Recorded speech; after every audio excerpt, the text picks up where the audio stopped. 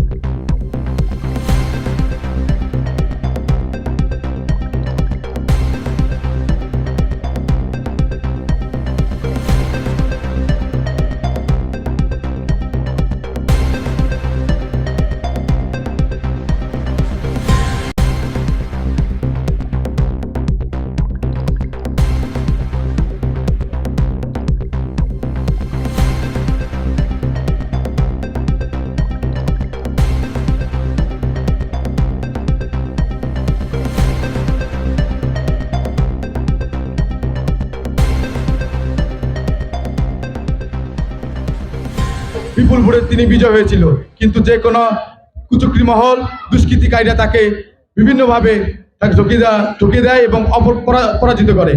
আমরা সেই ক্ষেত্রে আমরা নসীন ভাইকে আমরা জনতার চেয়ারম্যান বলতেই পারি। এই জন্য আমরা এখন বক্তব্য নিয়ে আসছেন আমাদের অভিভাবক, রাজনৈতিক গুরু, আমাদেরকে 17 বছর যিনি আগলে রেখেছেন, আমাদেরকে যিনি সাহস দিয়েছেন, অনুপ্রেরণা দিয়েছেন, শিবপুরের বিএনপিকে সুসংগঠিত করে রেখেছেন, শিবপুর বিএনপির সম্মানিত সভাপতি এ.কে.এম. নুরুল ইসলাম হায়দার।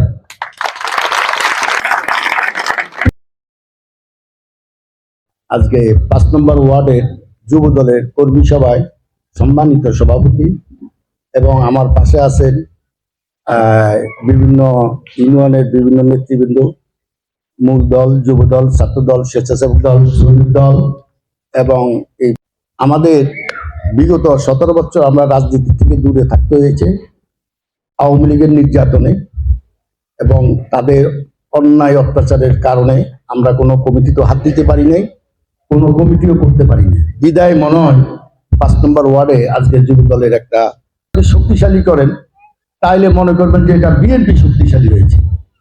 কারণ যে কোনো বিএনপি যেমন ছাত্র দল, যুব দল, স্বেচ্ছাসেবক দল, শ্রমিক দল, কৃষক দল, অঙ্গ সংগঠনটি বিএনপির একটা শক্তি।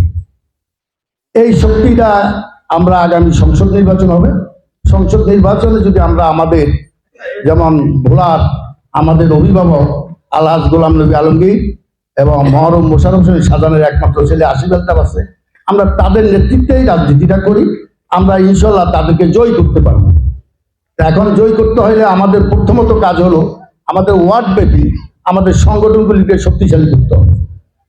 আছে তারপর আমাদের লালু মেহর গিয়াস আছে, এদের সাথে যোগাযোগ কইরা এই যুব দলের কমিটিটা আপনার সাথে মাহবুব আছে, যুবরাজ তো এটার দায়িত্বে, যুবরাজ আর জাফর, আপনারা পুনরায় আরেকটা যুব দল ভিন্ন মিটিং দেন।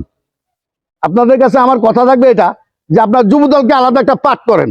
কারণ আমি প্রথম রাজনীতিতে আমি ছাত্র দলের সহসভাপতি ছিলাম, তারপর আমি জেলা যুব দলের অর্গানাইজ সেক্রেটারি ছিলাম, সাংগঠনিক সম্পাদক। আমি জেলা যুব দলের সাংগঠনিক সম্পাদক থাকা অবস্থায় আমি প্রত্যেক ইউনিয়নে যুব দলের মিটিং করছি।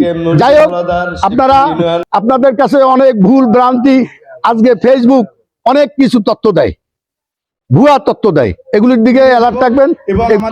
আমরা মনে করেন এখানে আপনাদের কাছে আসাটা আমাদের একটা দূরত্ব মনে করেন না, আপনারা প্রয়োজন বোধে আপনারা আমাদেরকে বারবার আইনা মিটিং করান, আপনাদেরও ভালো হইব, আমাদেরও ভালো হইব। কারণ দেশ সংস্কার দিকে যাইলে মূল্যবান ব্যক্তিরা যখন আসবে তখন আপনারও সহযোগিতা আপনি দিতে পারবেন, আমরাও আপনাদের সহযোগিতা দিতে পারবো। তো যাই হোক, আমাদের কিন্তু গোড়ার অভিভাবক মহরম মোশাররফ হোসেন শাহজাহানের একমাত্র